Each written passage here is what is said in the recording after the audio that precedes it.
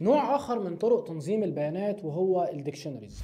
الديكشنري ده عامل زي الاندكس بتاع ارقام التليفونات اللي كان موجود زمان، تبقى كاتب رقم التليفون قدام منه اسم الشخص، فبيشتغل بطريقه اسمها كي فاليو بير. تعالى كده نشوف الكلام ده لو حابين نعمله في البايثون هنشتغله ازاي.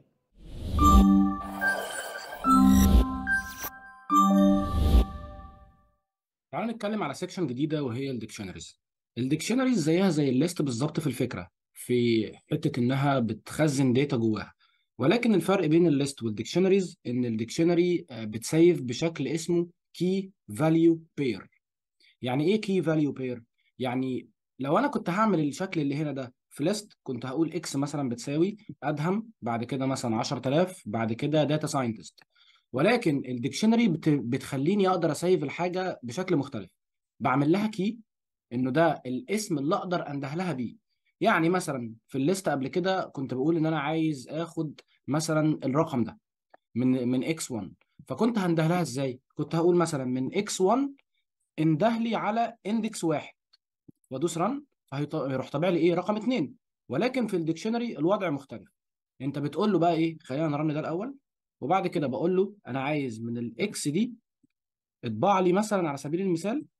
اهو بيقول لك انت عايز الامبلوي نيم، ولا عايز الامبلوي بوزيشن، ولا عايز الامبلوي سالري. على سبيل المثال انا عايز السالري، فهقوم ناده لده، ادوس رن، فهيروح طابع لي الايه؟ ال 10000. فدلوقتي في الديكشنري انت بتاكسس الداتا عن طريق الايه؟ عن طريق الكي بتاعها، ده اسمه كي.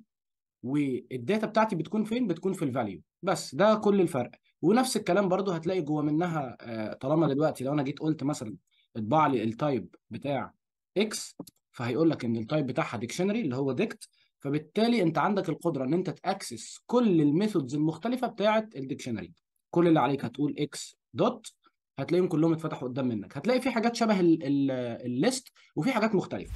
طيب لو انا عايز اطبع دلوقتي الكيز بس، ممكن اقول له اطبع لي اكس دوت كيز، وادوس رن، فيقوم طابع لك الايه؟ انت عندك امبلوي نيم، عندك امبلوي سالري، عندك امبلوي بوزيشن.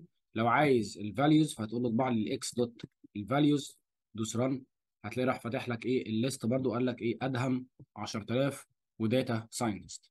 طيب لو حبيت اعمل لوب على الديكشنري، ممكن اقول له فور اي ان اكس برنت اي، فهتلاقيه راح طابع لي الايه؟ الكيز بس، امبلوي نيم، امبلوي سالري، امبلوي بوزيشن. ده باي ديفولت هو يطبع لك الكيز. طب لو انا عايز الفاليوز، ممكن اقول له اعمل لي لوب على الاكس دوت الفاليوز، ندوس رن، فراح طبع لك ادهم و10000 وداتا ساينتست. فهو باي ديفولت بيلوب على الايه؟ ده على الكيز.